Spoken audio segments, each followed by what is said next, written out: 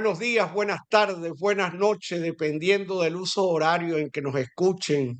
Un cálido saludo a toda Hispanoamérica, a los latinoamericanos que desde cualquier rincón del mundo se conectan con nosotros, a los venezolanos en cualquier parte del mundo. Hoy tenemos un nuevo episodio de Venezuela como problema de la filosofía al diálogo. Les invitamos a suscribirse y compartir este episodio, enviarnos sus comentarios para seguir tejiendo este espacio de reflexión y encuentro donde las ideas se cruzan como hilos de un tapiz que busca retratar nuestra historia. Hoy, lamentablemente, nuestro querido amigo José Rafael Herrera, quien comparte este espacio conmigo, no podrá acompañarnos por motivos de salud. Desde este rincón de la palabra le enviamos un abrazo fraterno y nuestros mejores deseos para su pronta recuperación, con la certeza que pronto volverá con nosotros a iluminarnos con su palabra. Hoy nos acompaña un hombre cuya vida es un mapa de caminos cruzados, de luchas y reflexiones que han dejado huella en la tierra venezolana. Simón García, un nombre que resuena como un eco en los pliegues de nuestra memoria colectiva, un caminante incansable que ha dialogado con la historia sin rendirse a sus tormentas. En su adolescencia, desde el Liceo Rocio, dio sus primeros pasos en la política, lanzándose al torbellino de un país que despertaba del letargo dictatorial. En los albores de la democracia, se alzó como dirigente estudiantil y líder regional de la Juventud Comunista, cargando el peso de un idealismo que soñaba con transformar el mundo. Su trayectoria lo llevó a ser secretario general de la Juventud Comunista en el Zulia, miembro del equipo logística en Falcón, Norte de Lara, Yaracuy y Zulia. Más tarde, secretario regional en Caracas y miembro del Comité Regional del Partido Comunista de Venezuela. En los 60, cuando el fervor revolucionario ardía como una hoguera, García abrazó la lucha armada, sumándose a la guerrilla con la convicción de quien cree que el cambio se forja en el filo de los ideales. Un capítulo de su vida donde el riesgo y el sueño se entrelazaron en los senderos de la utopía. Pero la historia no es un sendero recto, y en un giro de lucidez y coraje participó en la fundación del movimiento al socialismo entre 1968 y 1973, un acto que marcó un retorno a las instituciones democráticas y a la Confederación de Trabajadores de Venezuela, donde su voz defendió los derechos de los trabajadores con la tenacidad de quien sabe que la justicia es un horizonte que se construye paso a paso. Como primer diputado electo por el MAS en la Asamblea Legislativa de Carabobo y diputado suplente al Congreso Nacional en 1978, García llevó su compromiso a los salones del poder.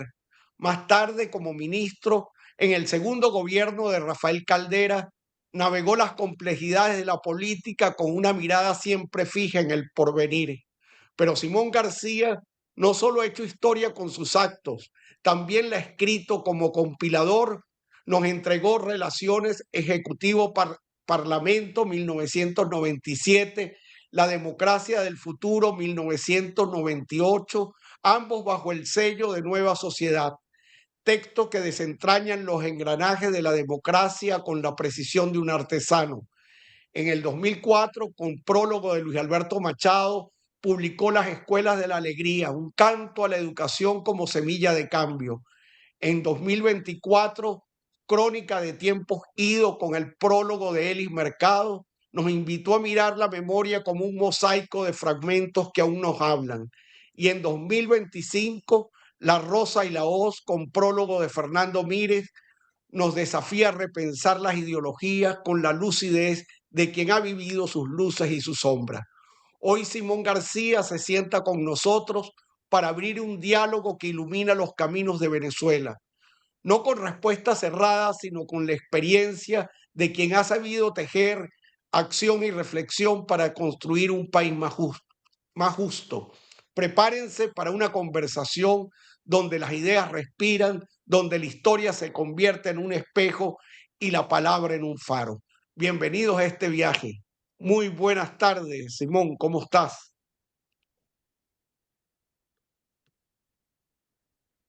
Muy bien, Jonathan. Muchísimas gracias por tu generosidad, por tu benevolencia al hacer esta presentación sobre algunos aspectos sobre mi trayectoria. Una trayectoria que está vinculada, por supuesto, a los acontecimientos que se vivieron en el país en cada uno de esos episodios, donde tuve, o bien fui un testigo, o bien tuve una cierta autoría dentro de un esfuerzo colectivo, siempre inspirado en la idea de democracia, de libertad y de justicia social que supone prosperidad. Te lo agradezco mucho. Un saludo para todos los oyentes de este espacio, el cual yo valoro. Es una iniciativa sumamente importante como recolección de experiencias y de testimonios para la comprensión de nuestro país, de nuestra sociedad, de nuestra gente, y por supuesto para dilucidar hacia dónde avanzar, cuál es el rumbo que se puede tomar en estos tiempos eh, de ciertos tiempos nublados, como diría Octavio Paz. Eh, yo también quiero unirme a, a los deseos de pronta recuperación de la salud del profesor Herrera. Verdaderamente, él es una persona que valoro mucho, que estimo mucho, cuyas reflexiones aprecio hondamente porque siempre están llenas de densidad y de un contenido reflexivo estimulante. Espero que vuelva pronto a acompañarte en estos diálogos que ustedes están promoviendo. Muchísimas gracias y estoy a tu disposición para eh, hacerte unas preguntas. Bueno, Simón, este espacio siempre está tratando de reconstruir ese proceso, comprender ese proceso entre 1958 y 1998.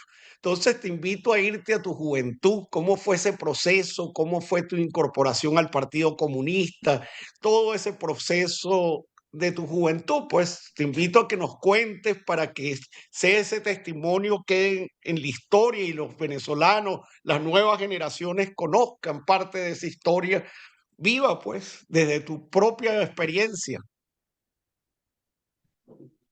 Bueno, creo que se puso. Un momento, por favor. No, ¿estás bien? ¿Cómo estás? Muy bien. Ok. Bueno, mi primer encuentro con las ideas políticas fue a través de unas imágenes en una Semana Santa de un preso que estaba allí. Tú sabes que la costumbre de que el Jueves Santo de soltar a un preso, eh, este, memorando aquel perdón que se le dio al ladrón que estaba junto en la crucifixión con Jesucristo. Entonces ahí había un preso, pero ahí soltaron el malo, dejaron al bueno, y en el rumor de la procesión, el bueno, lo que se decía era, ese es Chávez, un comunista. Y fue la primera vez que yo oí esa palabra, la cual por supuesto no sabía en absoluto qué significaba. Luego, más poco tiempo después, eh, vi una pinta en dos o tres paredes del pueblo, apareció una pinta que decía libertad para Jesús Faría. Y Jesús Faría, pues no, eso no se sabía quién era. Nada más, eso era una información de pared, no se sabía quién era. En esa época yo era, digamos así, un asiduo de la juventud católica. Y yo entré a estudiar en el liceo Rosio. El liceo era, como la mayoría de los liceos del interior, solo tenía primero, segundo y tercer año. De manera que los estudiantes de cuarto y quinto tenían que ir a Maracay, a Valencia o a uno de los liceos de Caracas. Y después de estos 2 años, pues una parte de ellos ingresaba a la universidad.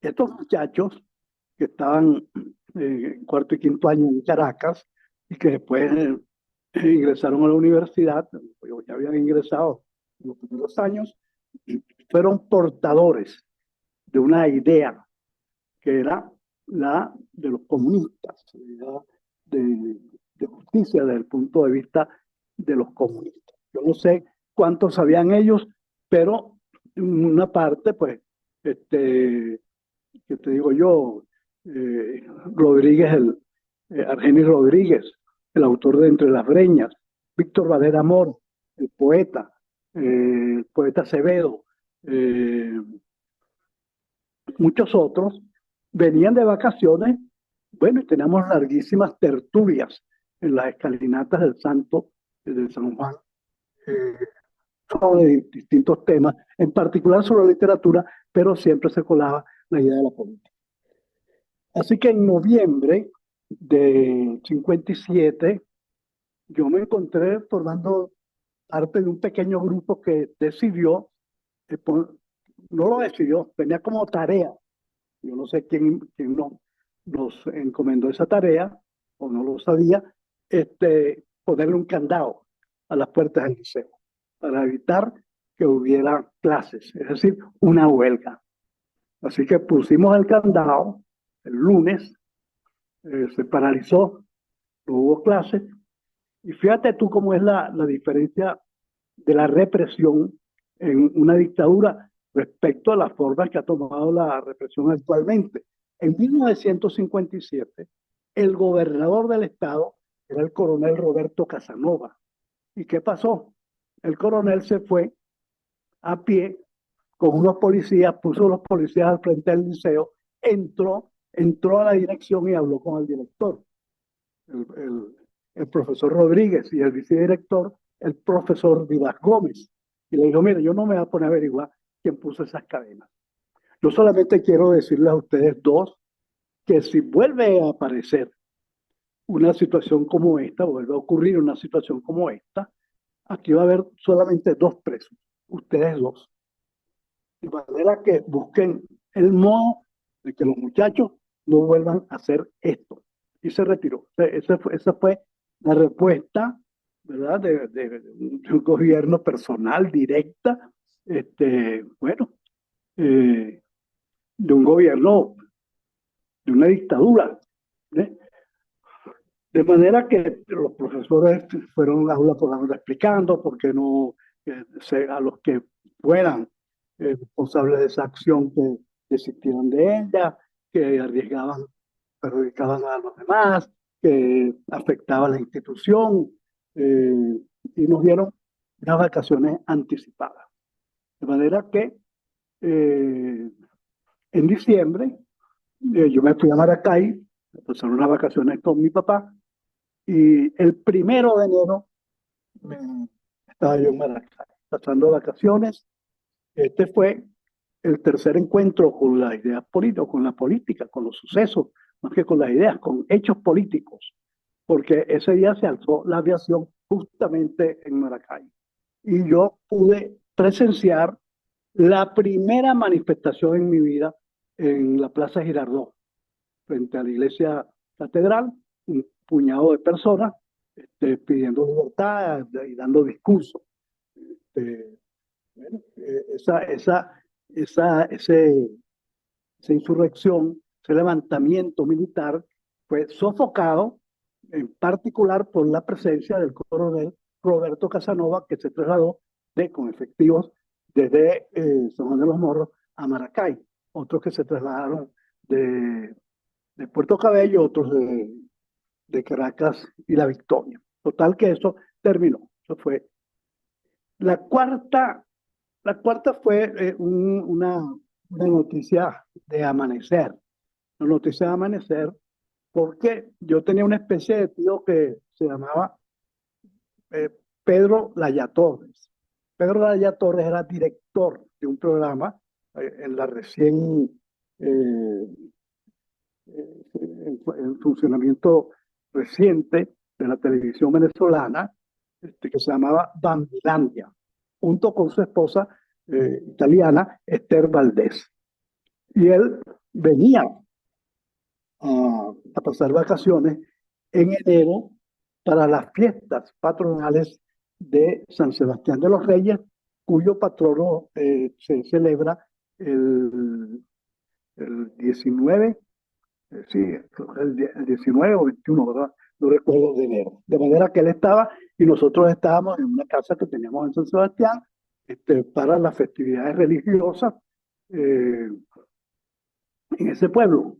Y él, que era de la televisión, era periodista, pues tenía algunas noticias que había comunicado a la familia, y yo lo veía desde lejos, en voz baja, respecto a los manifiestos de los periodistas y a una huelga de prensa que ocurrió exactamente el 21 de enero, y en la madrugada del 23, él fue, o lo llamaron, no sé cómo se enteró, porque no había celulares, él fue y nos despertó y dijo, me voy para Caracas porque cayó Pérez Jiménez. Ahora, muy bien, hubo unos factores que intervinieron en el derrumbe de la dictadura para que el general Joera Páez, que era miembro de la Junta, le dijera a su compadre Marcos Pérez Jiménez, Marcos Evangelista, mejor nos vamos de aquí, del país, porque Pescuezo no retoña. Había ocurrido el 29 de abril un hecho extraordinario. El arzobispo de Caracas, Monseñor Arias Blanco, dio una pastoral con motivo del Día del Trabajador. Y en esa pastoral abogaba por el derecho de los trabajadores a la asociación libre en sus organizaciones sindicales y a elegir las directivas de los sindicatos de manera libre, en libertad también, con libertad de escogencia.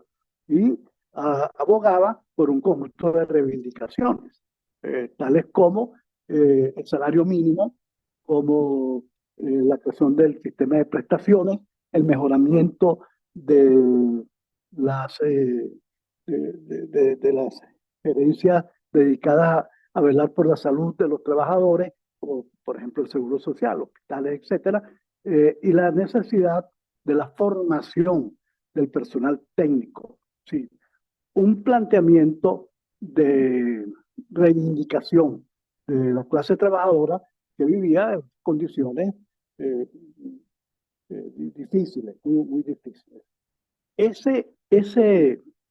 Esa carta episcopal se leyó en todas las iglesias de Venezuela.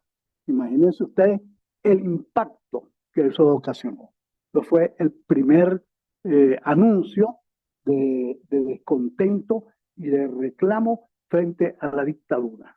Y fue seguida por la acción de los partidos, que eran unos partidos muy débiles, bien organizados, pero muy pequeños, todos trabajando en la clandestinidad, todos perseguidos, algunos legalizados, prácticamente, y con una vida semilegal, dos partidos, URD y el partido COPEI, los partidos principales, Acción Democrática, que había gobernado entre el 45 y el 48, y el Partido Comunista, sobre cuyos hombros reposaba la principal, más visible actividad contra la dictadura, por lo tanto las cárceles, ¿verdad?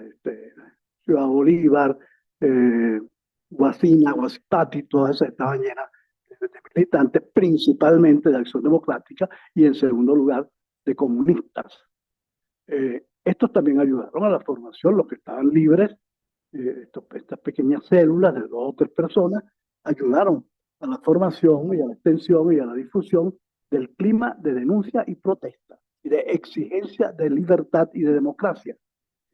El tercer sector fue el de los periodistas, que, eh, que siempre ha sido un sector muy combativo junto con el de los telegrafistas, pero que vivía bajo la censura, bajo el lápiz rojo y las correcciones de Vitelio Reyes, que era el censor del régimen, por cuyas manos tenían que pasar los artículos de opinión y las principales noticias, ¿verdad? Y los periodistas comenzaron a decir, bueno, queremos tener derecho a la libre expresión, libertad de prensa, a la libertad de comunicación, de la idea y de los distintos puntos de vista. También los estudiantes. Los estudiantes habían comenzado una larga lucha de protestas con motivo del 54, de la reunión en Caracas de la 10ª conferencia de la OEA, 10ª conferencia internacional de la OEA. Ahí hubo una protesta y ahí hubo unos detenidos políticos. También con motivo del entierro, el traslado al país de los restos de Andrés Eloy Blanco. Y en 1957 los estudiantes estaban en pequeñas manifestaciones, pequeñas y rápidas manifestaciones que eran de carácter agitativo. 10, 15, 20 estudiantes repartían unos volantes, uno daba un discurso y desaparecían. En algunos lugares hubo ciertos enfrentamientos a botellazos y a bombas molotov que se fabricaban fábricas caseras con la policía, pero fue creándose un clima de efervescencia hasta que se produjo la fractura militar. Y una parte de los militares decidieron, bueno, que hay que cambiar el régimen porque este régimen tiene una oposición de todo el país. Y su mantenimiento desgasta y bloquea las posibilidades de desarrollo, de manera que vamos hacia una transición. Y esa transición ocurrió pacíficamente. Wolfgang Larrazábal Lugueto, que era el oficial con más alta jerarquía en el momento, pasó a ser el presidente de una junta militar de gobierno y comenzó el periodo de la democracia, el periodo, un periodo nuevo, un periodo verdaderamente espectacular, porque no se conocía la democracia en el país. Digamos, estos son para finalizar este punto, el 12 de febrero de 1958, estoy hablando en la Plaza Bolívar, celebrando el primer Día de la Juventud en democracia y en libertad, a nombre de la Juventud Comunista, un muchacho de, no me acuerdo, 13, del colectivo del 52. Y yo nací en el 42. 10, de 15 para 16 años.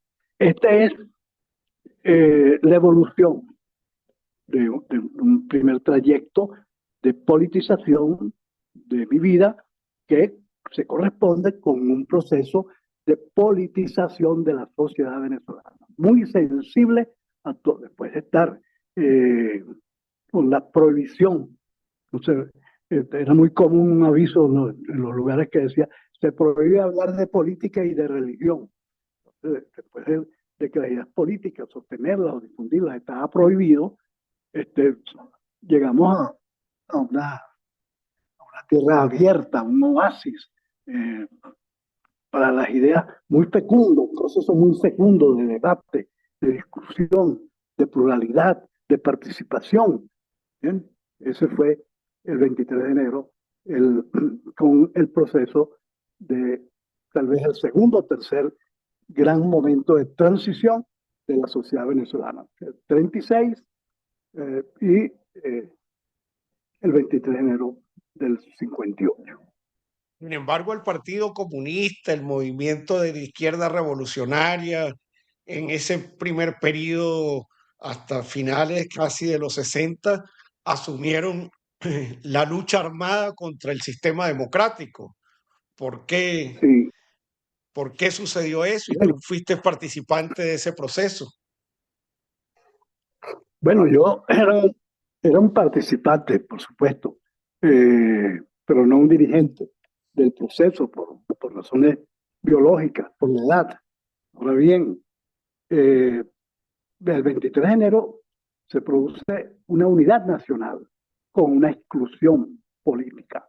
Es decir, entre los partidos que habían estado en la resistencia y lucha contra la dictadura, uno de ellos fue excluido, que fue el Partido Comunista. De manera que se firma, se hace una reunión en Nueva York entre Rómulo Betancourt, Rafael Caldera y Jovito Villalba, y acuerdan avanzar hacia un proceso, hacia un gobierno de coalición, con un programa que permita continuar y reforzar el desarrollo del país en el aspecto económico, mejorar algunas situaciones sociales, prender la reforma agraria. Entonces, no incluyen a los comunistas, en particular porque son víctimas de un clima de guerra fría. No hay una guerra, ¿verdad? Como de estos momentos en Ucrania, eh, no hay armas, no hay violencia de este tipo, sino que hay exclusión, porque se considera que el Partido Comunista es una extensión, una organización vicaria de la Unión Soviética, y que el enfrentamiento principal de la civilización occidental es detener el avance de los comunistas en Occidente. Entonces, fuera queda el Partido Comunista. En las primeras elecciones que se hacen, el Partido Comunista participa, 50 y tantos senadores, obtiene 3, en los 132, creo, diputados, obtiene 7 diputados. Está excluido del pacto de gobierno, pero está participando en las instituciones, con ciertos derechos y con ciertas garantías que rodearon en ese momento los procesos electorales. Nunca totalmente transparente, pero siempre sobre una voluntad compartida por Betancourt, Caldera y Villalba, que era: hay que respetar los resultados electorales. Cualquier cambio tiene que basarse en la voluntad del soberano, en los votos que se cuenten, que se reconozcan cómo ellos salen de las urnas. Eso fue importante para la estabilidad. Pero la exclusión en el aspecto institucional, en el aspecto ejecutivo, se trasladó al plano de las organizaciones del movimiento popular. Entonces comenzó un asalto y una exclusión a la fuerza de los dirigentes y militantes comunistas, de los sindicatos obreros, de los petroleros en el Zulia, donde era la segunda fuerza, de los sindicatos de la construcción, donde eran también una fuerza muy importante, de las ligas campesinas, ¿verdad?, que se habían constituido asociadas a la reivindicación de la aplicación de la reforma agraria, y en el movimiento estudiantil. Comienza un proceso de represión y un proceso de persecución por parte del gobierno de Betancourt. Toda esta situación favoreció un discurso que es: a la violencia hay que responderle con violencia. Y fue potenciada porque al año de la caída de Pérez Jiménez cae Batista en Cuba y llega Fidel Castro. Entonces, bueno, la llegada de Fidel Castro, el arribo de Fidel Castro al poder, es como la demostración de que la revolución es posible hacerla a 100 millas de los Estados Unidos. Que es posible hacer la revolución en América Latina, y el discurso de La Habana, para llamarlo así,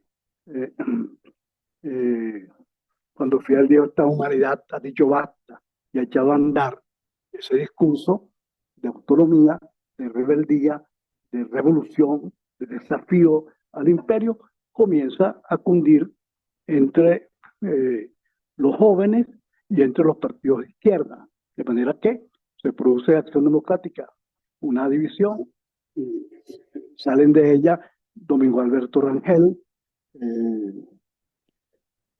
los jóvenes, Américo Martín, Vicente Leiro, Héctor Pérez Marcano, el poeta Muñoz, el negro Villavicencio,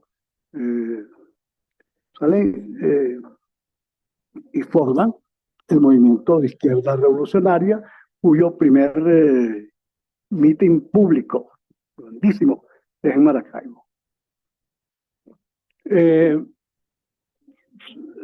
Este contagio de la idea cubana propició que se considerara como respuesta viable el abandono de la vía electoral.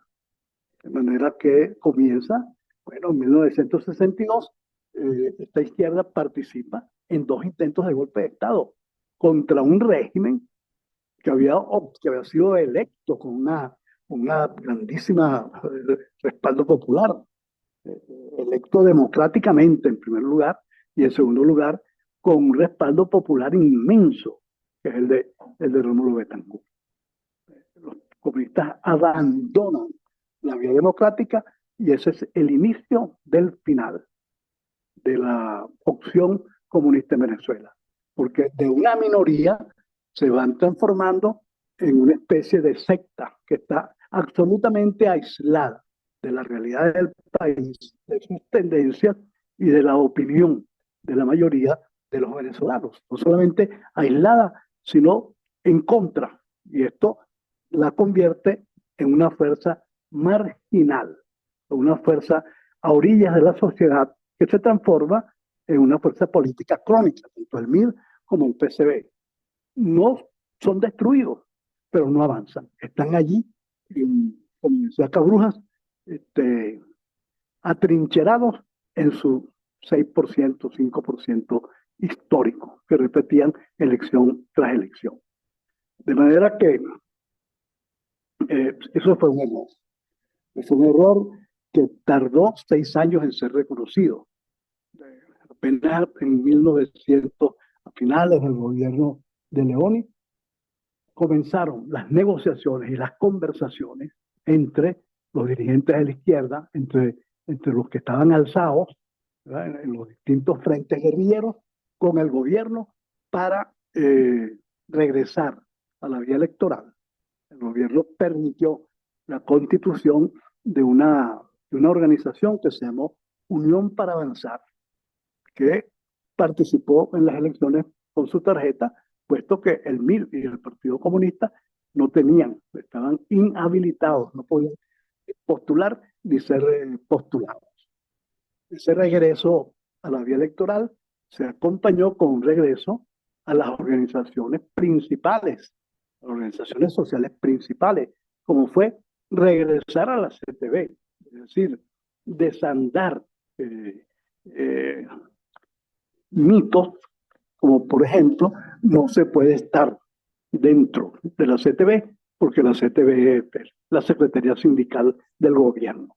Entonces, bueno, es decir, no estar en la CTV era estar al margen de las corrientes principales, la corriente principal del movimiento sindical, y conducía también al paralelismo, que ha sido siempre combatido en todos lados como tener otra central, como una fuerza de debilidad. En ese momento, bueno, creo que habían dos o tres, máximo 3, porque era la CTV, la QTV, dirigida por Villegas, Torrealba, Eloy, Carlos Arturo Pardo, y Codesa, que tal vez se constituyó un poco más tarde. División del movimiento obrero es una recaída de las capacidades organizativas y de movilización de los trabajadores, se ponga como se ponga. Y más o menos, pues, lo que se mantiene más o menos unido y con elecciones, con un cierto oxígeno democrático, son las elecciones en los liceos y en las universidades, que son un escenario de confrontación entre las juventudes que tenían proyectos de país que tenían doctrina como la Juventud Comunista, la Juventud del MIR, por un lado, y la Juventud de COPEI y de Acción Democrática. Este proceso se da, es decir, se va a la lucha armada, se va a la insurrección, se va a la insurrección en las ciudades, a la lucha armada, a la guerrilla en las montañas, a la conspiración en los cuarteles. Y se preparan esos dos golpes de Estado, el segundo de los cuales, el porteñazo, fue sumamente sangriento. Y algunas acciones de cierto carácter terrorista, como el Tren del Encanto, que obliga al gobierno a inhabilitar nuevamente al Partido Comunista y al MIR y a poner presos a sus diputados, bueno, poner presos a sus diputados porque están alzados. La democracia necesita mecanismos para defenderse. Y estos mecanismos de defensa están en el gobierno, en una situación distinta en la cual el gobierno no era el que estaba luchando por mantenerse, por conquistar y mantenerse en el poder, sino que esta acción provenía desde una izquierda insurreccional que fue derrotado. Para llegar a la conclusión de que se había producido una derrota política, bueno, esto es lo más difícil, que un derrotado pueda admitir que está derrotado, política y electoralmente, porque la primera ilusión que se produjo es: nos derrotaron militarmente, pero no políticamente. Bueno, derrotado electoralmente solamente era posible porque estábamos políticamente derrotados en un país donde un país donde el 70% de la población era urbana y el 30% apenas era rural. En un país que tenía unas tendencias fuertes a la urbanización, a la concentración de la población en ciudades, a la industrialización, en un país que estaba masificando la educación y poniendo el derecho a los estudios superiores en manos de personas de bajos ingresos. En ese país, el llamamiento a la justicia debería tener otro tenor, basarse en la democracia y no en la lucha contra la democracia, que fue lo que hicimos quienes sostuvimos o participamos de alguna manera en la llamada en el llamado periodo de lucha armada. Ahora, siempre es importante tener la capacidad para reflexionar, para cambiar de opinión y para corregir, reformulando las políticas. No podemos estar atados a una fijación política respecto a una fecha o respecto a un acontecimiento.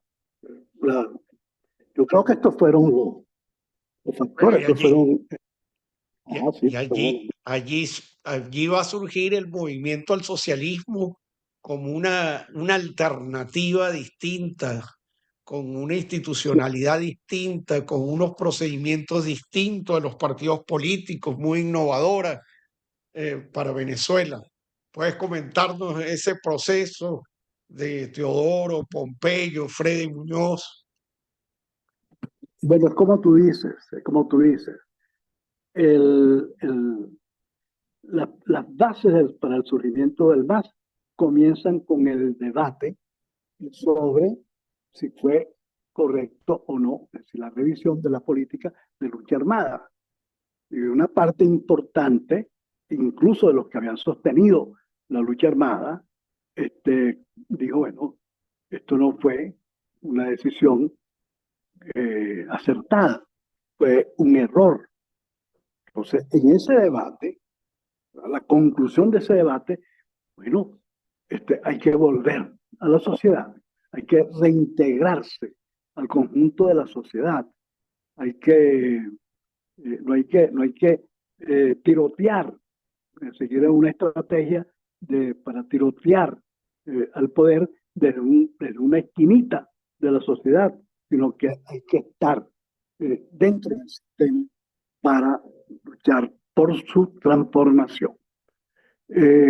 Por supuesto, por su transformación en vías con movilización, con presión, con organización, con votos y combinando distintas formas de lucha. Ahora, la idea del MAS, como las ideas tienen como un momento para cuajar. La idea del MAS fue una idea antes, 20 años antes de que se produjera el derrumbe de la Unión Soviética, el desplome y la evidencia de que no era sostenible una opción como la de la Unión Soviética, un poder como el de la Unión Soviética. Pero ya para el MAS, la URSS no era un modelo, ni Cuba era un modelo, ni China era un modelo, porque cuando se estaba dividiendo el movimiento comunista internacional entre chinos, pro-chinos y pro-soviéticos, el sector que va a fundar el MAS dentro del Partido Comunista y el Partido Comunista mismo, institucionalmente no se declara partidario de A ni de B. Igual como mantiene una relación con autonomía con el Partido Comunista Cubano y con Fidel Castro, que hace que los cubanos emprendan una descalificación feroz contra los militantes comunistas y que hace que el jefe de la URSS, del poder de la URSS, considere a Teodoro Pekov como un hereje, como un traidor a la altura de Ernst Fischer, el austríaco, y a la altura de Fischer y de seguramente un francés, cuyo nombre ahora no recuerdo. Pero por ahí estaba calificado como un traidor a la causa revolucionaria. De manera que esto se va cimentando, se van creando dos grandes polos dentro del Partido Comunista. Dentro del partido, dos grandes polos. Uno, que es la izquierda, junto con, en ese momento está conformada por Teodoro, Germán, Fred y Maneiro. Toda la gente de centro, con Pompeyo, con Eloy, con Guerra, con Argelia, con Carlos Arturo, Eleazar Díaz Rangel, una fuerza bastante numerosa, con mucha influencia dentro del partido, versus a un polo conservador, y a un polo prosoviético, pudiéramos decir, encabezado por Jesús Faría, efectivamente, y acompañado por personas de trayectoria como Gustavo Machado, Eduardo Machado, Alonso Ojeda, Pedro Ortega Díaz. Bueno, esas corrientes comienzan a deslindarse. En la juventud comunista la situación es distinta porque la inmensa mayoría de la juventud comunista es partidaria de la renovación y es partidaria de las ideas de modernización del discurso, de la táctica, de la estrategia, ¿verdad? De las formas de lucha, de las alianzas, de los temas. Entonces, comienza todo un importante debate ideológico, una de cuyas progresos se sustituye la idea de que la lucha es contra el imperialismo norteamericano, ¿verdad? Entonces se plantea la lucha es de naturaleza, la naturaleza de la lucha fundamentalmente es anticapitalista. La causa de toda la opresión, la causa de los asos, es un sistema, son las desigualdades e injusticias de un sistema que hay que reformar o que hay que sustituir, depende de la posición del que internamente estuviera sosteniendo un punto de vista u el otro. Reformar o sustituir al sistema por sus injusticias y por sus desigualdades. El carácter de la lucha es anticapitalista. Esto significa un esfuerzo de nacionalización de la opción, asociándola a las condiciones y características de la estructura social y de la realidad económica y política venezolana. Así surge la idea de un socialismo para Venezuela. Este tipo de formulaciones no, no correspondían exactamente a lo que el país necesitaba, de manera que el MAS surgió como una idea anticipatoria. Octavio Paz decía en el logro filantrópico, yo no le pido a los mexicanos un esfuerzo, yo le pido tener un líder, como lo tienen los españoles, Felipe González, o como lo tienen los venezolanos, Teodoro Pekov. Pero no es fácil, estos no son líderes que surgen de la nada, o que se decretan, o que salen de, de una manga. Estos son líderes que están asociados a procesos de transformación cultural, del pensamiento y de la política y de la sociedad misma profundos, digamos, profundos.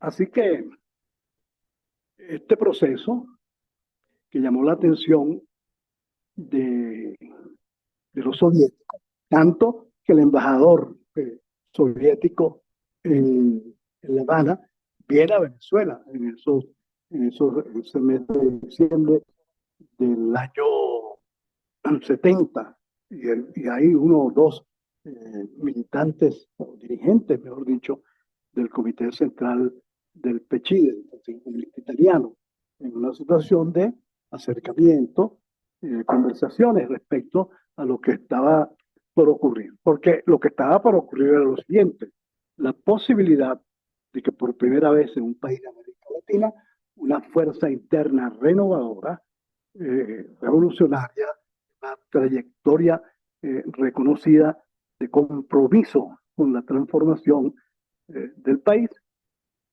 fuera mayoría y tuviera el control de la dirección de ese partido, lo cual entraba en una onda que se manifestaría con mucha más vigor en la aparición del eurocomunismo, encabezado por los reformadores socialistas y comunistas de Italia, Francia y España.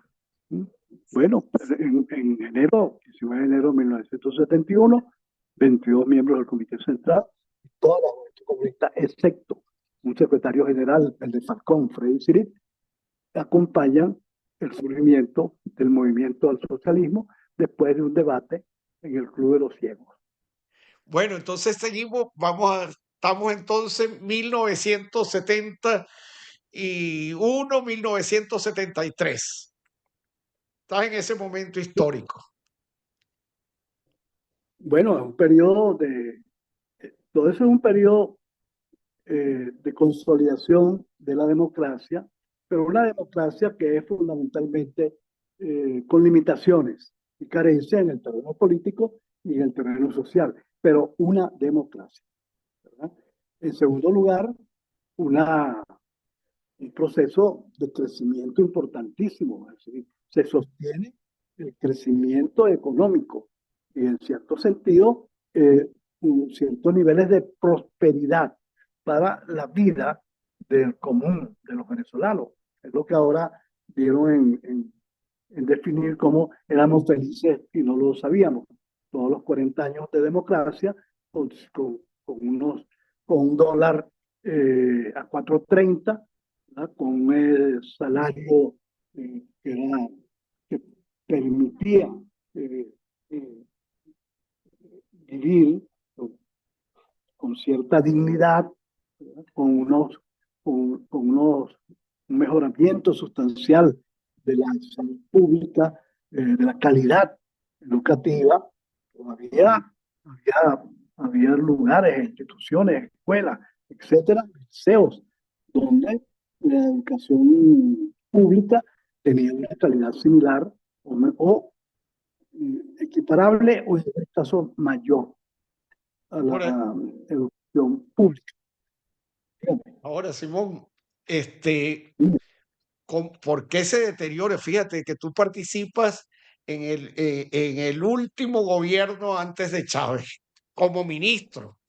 Eh, Explícanos a tu juicio cuáles fueron las malas prácticas de los partidos políticos que nos condujeron a, a desear pues otro líder mesiánico y además militarista, o sea, una tradición que se había roto en el 58 vuelve, pero ahora con una mezcla muy extraña que es militarismo, pero de izquierda. Eh, pero el militarismo al fin y ahora pues está más presente que nunca. Dime qué les pasó a los partidos políticos que en ese periodo y sobre todo en el proceso de segundo gobierno de Carlos Andrés, segundo gobierno de Caldera, se va profundizando este deterioro, pero a pasos agigantados. ¿Qué crees tú que pasó? Bueno, en el segundo gobierno de Carlos Andrés Pérez, el presidente intenta dar un gran viraje, intenta producir una política económica menos centralista, menos confiscatoria, más abierta al mercado, con más estímulos para su crecimiento y desarrollo y con una cierta, con la teoría del goteo hacia la prosperidad de la gente. Pero eso encontró en las élites venezolanas más importantes una oposición hasta el punto de que se produjo el enjuiciamiento de Pérez por, por, porque había ayudado a Violeta Chamorro, una escolta, un equipo de seguridad, no sé qué otra cosa, etcétera, etcétera. Eh, bueno, ahí comenzó eh, la degradación de la democracia y de la institucionalidad. El juicio del presidente fue eh, una, una flagrante violación a los derechos que corresponden con cualquier ciudadano que deba ser juzgado. Eh, la historia dirá en definitiva qué ocurrió allí. Yo no tengo una explicación eh, muy clara aún, pero comienza el proceso de deterioro. Se abre una gobierno de transición y ese gobierno de transición, presidida por el historiador Ramón J. Velázquez, creo que convoca un proceso electoral. En ese proceso electoral hay toda una pérdida de personalidad de los partidos. Entonces los partidos se hacen cada vez más pragmáticos, cada vez menos programáticos, cada vez más prisioneros de buscar votos, cada vez eh, menos promotores de conciencia democrática y de ciudadanía, eh, y pierden conexión con los venezolanos, se abre una crisis de representatividad de la democracia representativa. Ahí, ahí es el gran resbalón. Entonces, el ciudadano no encuentra cuál es la utilidad de la democracia. El gobierno de Caldera, nosotros vamos al gobierno de Caldera, yo me juramenté el mismo día con Teodoro, ya estaba Pompeyo, después vino Carlos Tablante, eh, éramos los cuatro, éramos ministros de Estado, Teodoro ministro de Estado para Cordiplán, Pompeyo ministro de Estado para el desarrollo de la frontera, Tablante ministro de Estado para la lucha contra las drogas, y yo era ministro de Estado para las relaciones con el Congreso, que era una institución en la cual éramos minoría, absoluta minoría, las fuerzas que estaban apoyando a Caldera, el COPEI, Acción Democrática, tenían la mayoría de los parlamentarios, por lo tanto, era inevitable negociar. Este esfuerzo de negociación constituyó una limitación Por ejemplo, todo el interés del presidente Caldera por aprobar eh, la reforma constitucional y su propuesta respecto a los referendos fue siempre desoída y bloqueada por los parlamentarios de la mayoría. ¿Bien? Y todos los procesos para abrir la apertura de la economía fueron también bloqueados. ¿Verdad? Con el ingreso de Teodoro, a mitad de gobierno, se abre. ¿Nosotros a qué fuimos? Miembros de un partido socialista que fueron a aplicar un programa de ajuste. Es decir, el programa de ajuste diseñado por el Fondo Monetario Internacional, que siempre una de cuyas recetas era recorten el gasto público. Si ustedes, el gasto social, si ustedes quieren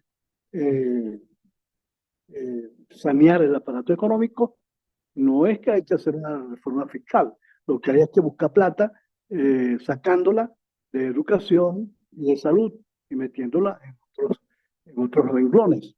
De manera que íbamos a una negociación obligada,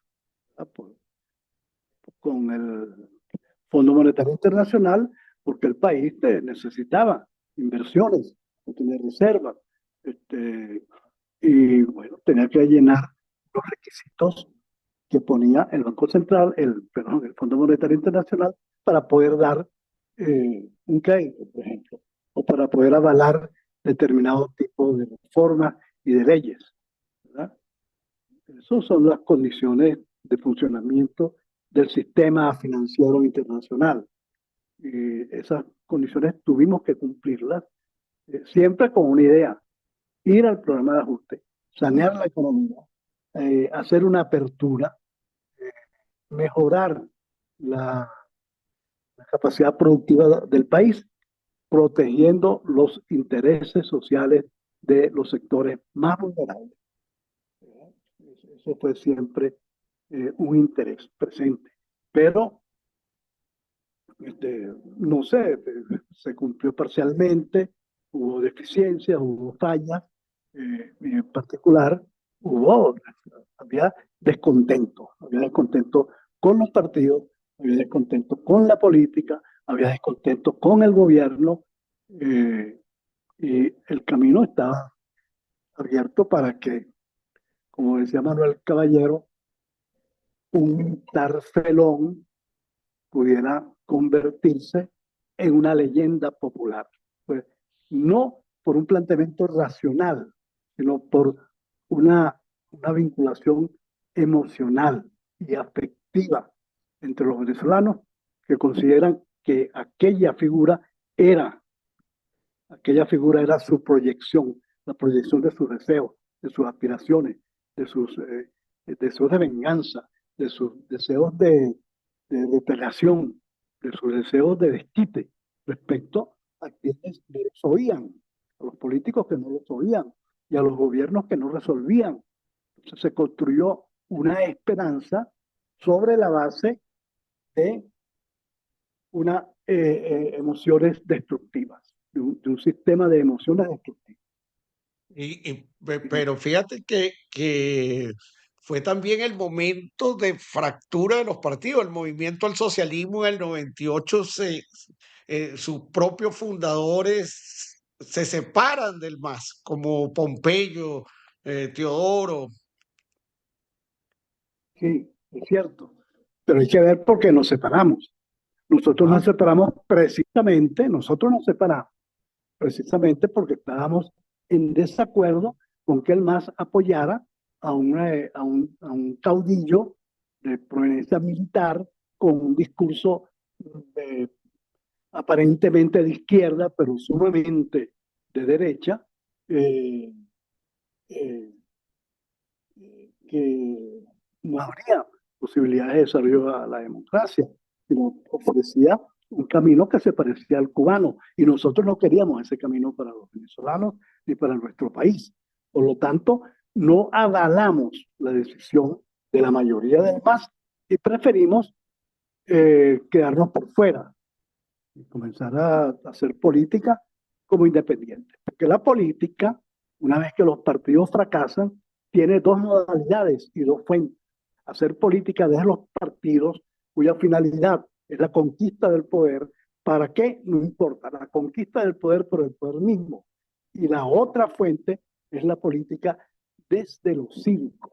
La política, en el sentido griego de la palabra, desde la polis, desde la ciudadanía, desde la formación de una conciencia de cambio desde abajo, de la conciencia de los derechos de la gente, de que la gente pueda hacerse oír y pueda efectivamente influir en la escogencia de sus representantes y en las políticas que el gobierno tenga, en aprobarlas o en reprobarlas, en premiar o en castigar. Y la función de eso, el invento democrático para lograr ese equilibrio y ese rumbo es el voto. O el voto o el fusil. En la democracia es el voto. En los regímenes revolucionarios, insurreccionales, es el fusil. Ahora, lo que hay es que ser consecuentes. Si usted es un demócrata, usted tiene que acudir a la herramienta del voto. Ahora, si usted considera que la democracia es un artefacto que se puede vulnerar, que se puede romper y reconstruirlo después, bueno, acuda a los aspectos institucionales de la política, pero haga algo. No consienta que abandonar a la población a la nada e ir favoreciendo un proceso eh, subrepticio de integración y acomodamiento del conjunto de la sociedad al poder dominante.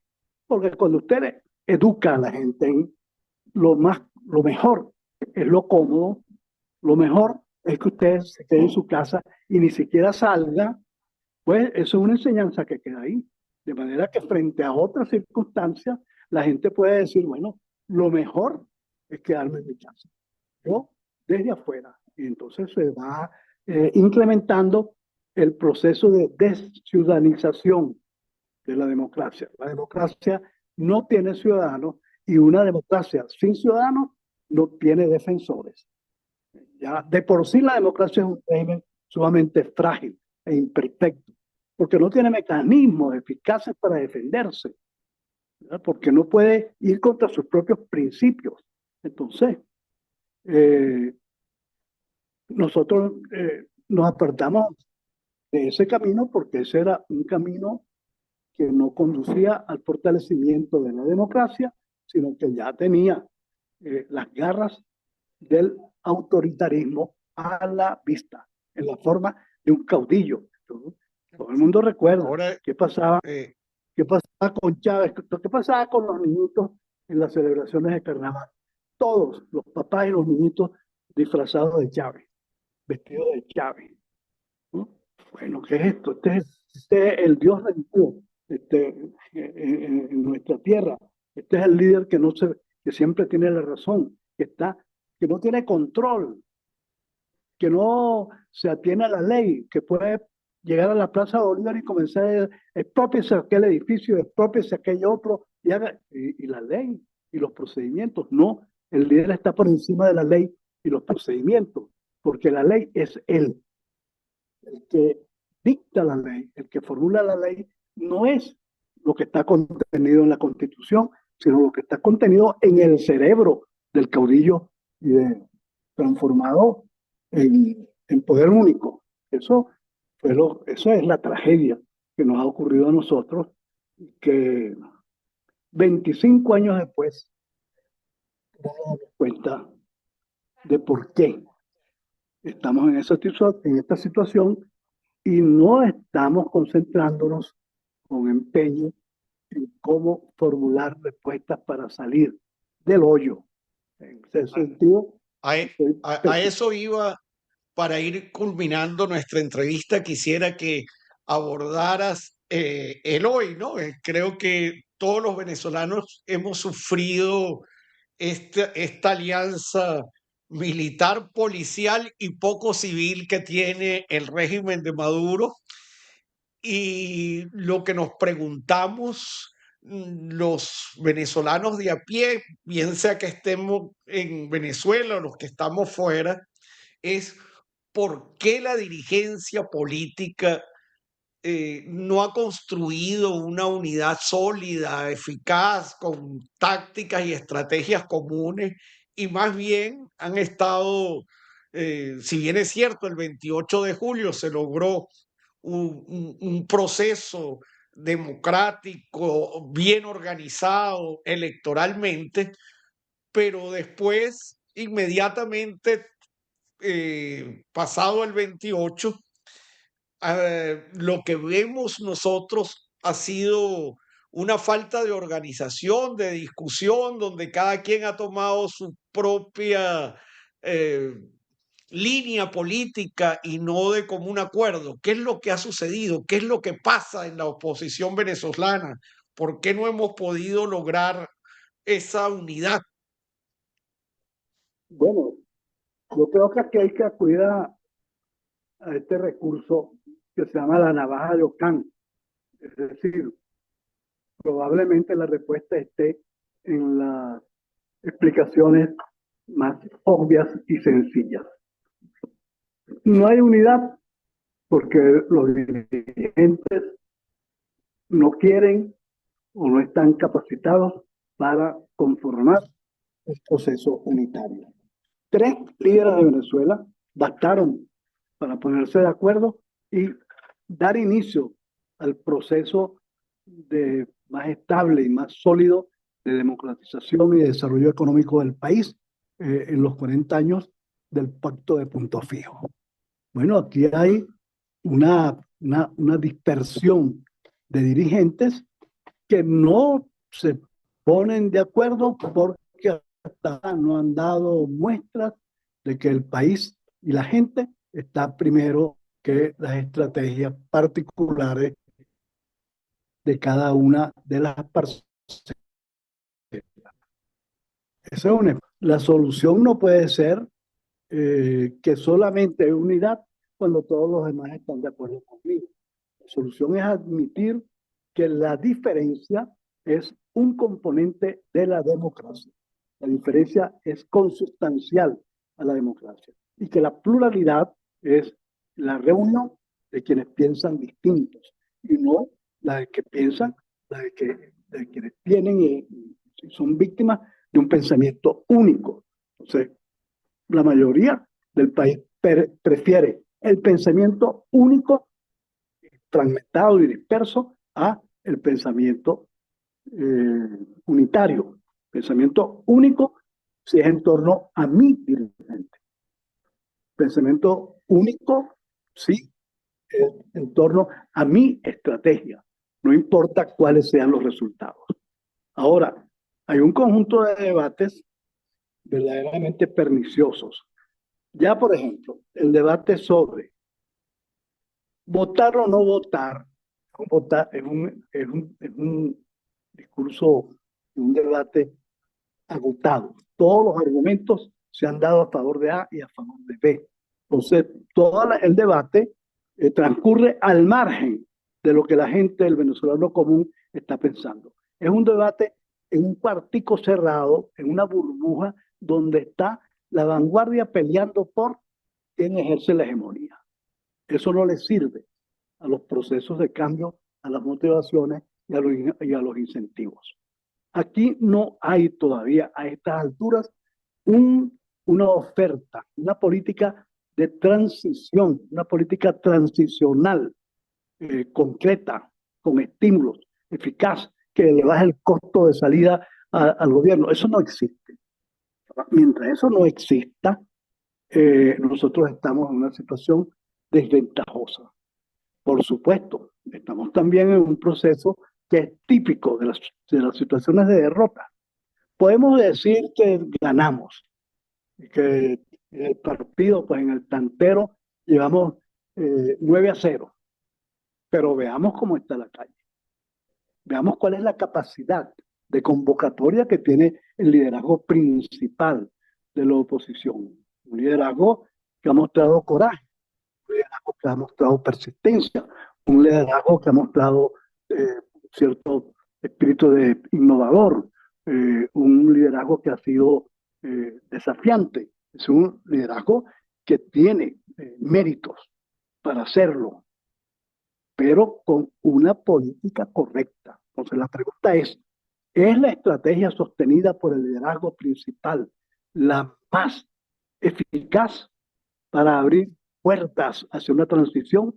Porque no podemos llegar a la situación según la cual, bueno, que no hay que hacer nada, porque ni la vía electoral, ni la vía que niega la de la abstención producen cambios. Son procesos de oposición sin transformación política. Entonces, bueno, cada quien para su casa. Pero desde tu experiencia, fíjate que uno de los problemas que tiene la oposición es una pelea entre su liderazgo. Y creo que en este momento, más allá de la táctica y la estrategia, hay que reconocer los liderazgos que existen, en este caso el de María Corina Machado. ¿Cómo hacer para que se genere la unidad? Más allá de lo que acaba de suceder el 25 de mayo, desde tu experiencia, ¿qué propondrías para la construcción necesaria y evidente de la unidad? Bueno, Jonathan, a mí me parece que un aspecto importante es ponerse de acuerdo y crear un consenso respecto a cuál es la situación del país y cuál es la verdad que tenemos al frente, porque hay distintos enfoques. Y obviamente, el encuentro no es lo mismo desde la visión de que estamos viviendo una victoria a desde la percepción de que estamos en una situación de derrota para todos, para el país y para la propia oposición. Yo creo en lo siguiente, toda esta construcción ideológica, racionalizadora, según la cual ganamos, porque el país se quedó en su casa, está bien, es verdad, pero ¿qué ganamos? Si es que ganamos. ¿Qué ganamos con la participación? Si es que ganamos. O tal vez cada uno de estas posiciones está confrontando una situación de adversidades. ¿Y qué es lo que ocurre en las situaciones de adversidades, de fracaso y de derrota? Que se produce una fragmentación muy grande y se incrementa el pase de factura. De manera que el punto en estos momentos de la oposición, lamentablemente, no es cómo salimos del hoyo y cómo rescatamos el país y cómo nos vinculamos mejor con la población, sino que tú eres el responsable de esto que está ocurriendo y yo tengo la razón. Y el que no está conmigo está contra mí. Es decir, todo ese tipo de discursos que pretende hegemonía. La situación de la oposición va a mejorar cuando no tenga una concepción hegemónica de la dirección. Cuando formar parte de la dirección sea un atributo propio de los méritos y de las responsabilidades, de los contenidos, de las calidades propositivas y explicativas de quienes van a formar parte de ellos. Y una dirección colectiva no hegemónica es también una dirección sometida a verificación y control de los ciudadanos. No puede, no puede estar por encima y no puede aspirar a tengan confianza en mí, yo voy a decidir como dirección y ustedes servilmente como vasallos van a obedecer. Eso no es. Esta visión de hegemonía está conectada a una segunda visión inconveniente, que es la consideración de la democracia como una relación que puede ser diferida. Es decir, no tenemos democracia hoy, tenemos un régimen autocrático y autoritario, y la democracia es algo que está en el futuro, como régimen político, de institucional y de elecciones. Pues no, o mejor dicho, Eso es una parte de la verdad. Otra parte de la verdad es que la democracia se construye como una relación individual con los otros, una relación personal con los otros. De manera que en mi familia yo puedo construir relaciones democráticas o relaciones paternalistas, machistas, ¿entiendes? O en mi lugar de trabajo yo puedo ser un autócrata o puedo ser un hombre que construye consenso. Esa es la democracia. El oxígeno de la democracia está en la práctica cotidiana de sus valores y de sus principios, y no en una situación en la cual, indefinida, donde es necesario primero tomar el poder político para después llevar la democracia al país.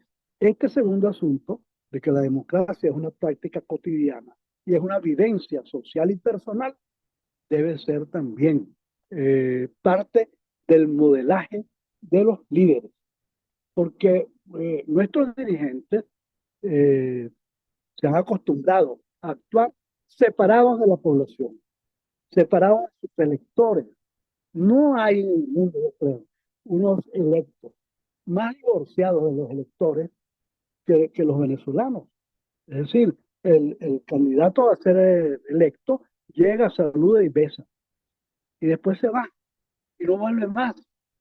Yo he visto en países, una vez fui a una elección en Múnich municipal y los candidatos entregaban su teléfono.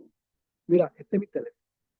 Cualquier cosa que tú como vecino, ciudadano tengas, me puedes llamar a mi teléfono y yo te voy a responder. Yo creo que aquí si esa práctica se impusiera como requisito, repartirían tarjetas con un teléfono desechable. Es decir, aquí hay un problema de confianza, de falta de credibilidad y de falta de confianza en los dirigentes que ha sido construida por obra de los dirigentes. Los venezolanos no desconfían de la política y de los políticos porque son cansados. Desconfían porque están esquilmados, porque están cansados, porque están ya saturados de una clase política, vamos a usar la expresión, que no los oye, que no los atiende, que no los defiende y que no los representa. Entonces, ese es un tercer asunto hacia el futuro. Hay que reconquistar la representatividad de, de la democracia y la eficacia de la democracia, la utilidad social de la política y de los políticos, porque si no son útiles, pues no sirven, no sirven, se puede prescindir de ellos. En este punto yo creo que hay un cuarto asunto a mencionar, que es la política se puede desarrollar también en la sede principal de la política son los partidos, porque son los organismos de intersección y de incidencia y de intermediación entre el Estado y la sociedad, cuya finalidad, de acuerdo con todos los teóricos, es la conquista del poder. Pero la política es también un asunto cívico, un asunto de los ciudadanos. Y los ciudadanos pueden hacer política cívica, que no es una política basada en tomar el poder, sino en vivir mejor, vivir en ser, en hacer más humanos a los seres humanos, vivir mejor, ser convivenciales y ser socializados por un espíritu y una relación de fraternidad y de solidaridad. Eso se puede conseguir solo en las pequeñas comunidades, en los espacios, en las escalas pequeñas, como ocurría con la democracia griega. Es decir, el foro, el mercado, los que tenían derecho a voto eran apenas 400 o 500. ¿No? Tamaños más grandes era imposible, pero hay muchos, en la sociedad hay muchos y profundos espacios pequeños donde no hay democracia y donde hay que crear la democracia. Y esa es la función de las organizaciones sociales y de los partidos que no quieran colonizar esos espacios, porque si van allá a colonizar, pues no, es contraproducente, no es necesario, es tóxico.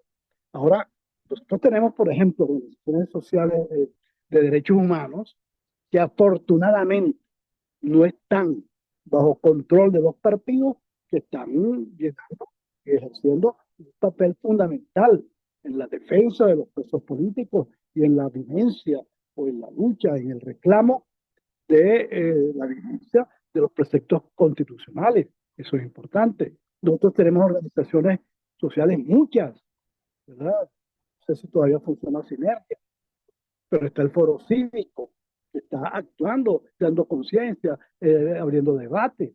Eh, Estos son organizaciones como de carácter nacional, pero en los intersticios de la sociedad y en los niveles locales y micros hay una vida social, solidaria. Mis vecinos, yo vivo en un barrio, ¿verdad? Mis vecinos, que a vista, tienen los mismos problemas que yo tengo. Es decir, el agua le llega por 3 días igual que a mí y de repente se va igual que a mí. Por lo tanto, estamos unidos por la satisfacción y de unas reivindicaciones y unas demandas como ciudadanos y como vecinos. Y eso nos une. Nosotros no estamos aquí peleados, ¿entiendes? No estamos, no hay corazones eh, eh, enfrentados. Hay un espíritu de convivencia y de respeto. ¿Ok? Tú eres partidario de Maduro, muy bien. Yo soy opositor a Maduro, muy bien. Pero ahora, somos vecinos, estamos obligados a conseguir caminos que podamos transitar juntos y que no son directamente políticos. Bueno, eso es un aspecto importante. Ahí tú tienes también todo eso que tú has tratado sobre qué nuevas formas de organización pueden adquirir los partidos. Porque el viejo modelo, que es el modelo de los partidos que provienen del Estado, ¿no? Del partido como extensión del Estado y no como extensión de la sociedad. Entonces, ese modelo está gastado. Ese es el modelo de los regímenes autoritarios y autocráticos, no de los democráticos.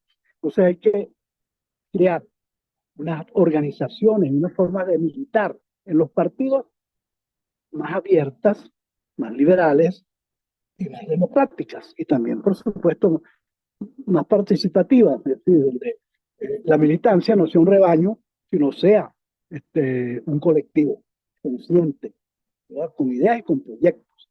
Eso es muy importante a la hora de pensar en la renovación de los partidos, que es una condición. La democracia, los partidos y el voto son una triangulación que hay que mantener para crear cultura democrática. Sin cultura democrática no hay demócratas. Y probablemente esa sea una función de todos hoy. Hay que construir una cultura democrática moderna. Y aquí entra la cultura democrática un aspecto importante. ¿Cuál es la relación de los partidos con el poder? ¿Y cuál es la relación de las organizaciones sociales con el poder? ¿Y cuál es la relación cuando ese poder es un poder autoritario y autocrático, es decir, no democrático? ¿Cuáles son las formas de lucha democrática bajo regímenes no democráticos? Eso hay que establecer, eso hay que practicarlo. Eso es ir abriendo un rumbo hacia una nueva manera de sentir, sentir y de hacer y de pensar y de reflexionar la política, que no es solamente un ejercicio intelectual, sino también un asunto de las relaciones del corazón y de la emoción. Bueno, muchísimas gracias. Creo que con este cierre que me parece perfecto, te damos las gracias por participar en este programa y ojalá pues se pueda reconstituir los partidos y trabajar no solo en los problemas cotidianos, sino esta resistencia que hay que hacerla porque este régimen es terrible y construir pues una táctica y una estrategia común. Bueno, te doy las gracias Te doy las gracias nuevamente. a ti, John. Te doy las gracias. Lamentablemente no pudimos contar con el profesor Herrera. Yo, yo soy optimista por un lado, y en particular optimista sobre lo mucho que pueden hacer las personas que como ustedes tienen esta iniciativa maravillosa, ¿entiendes? Porque hay algo que nos aventaja, que nos da una ventaja. Nosotros no tenemos en el exterior una oposición como la cubana, que solamente está pensando en que se va a morir Maduro que lo van a sacar. No, tenemos una oposición que es creativa, que es democrática, que es innovadora, que es modernizadora, que va a hacer un aporte muy importante respecto al país que merecemos ser los venezolanos. Muchísimas gracias, queridos amigos. Acuérdense de darle a la campanita, me gusta, dejar su comentario, compartir este programa. Nos vemos en el próximo programa. Hasta luego.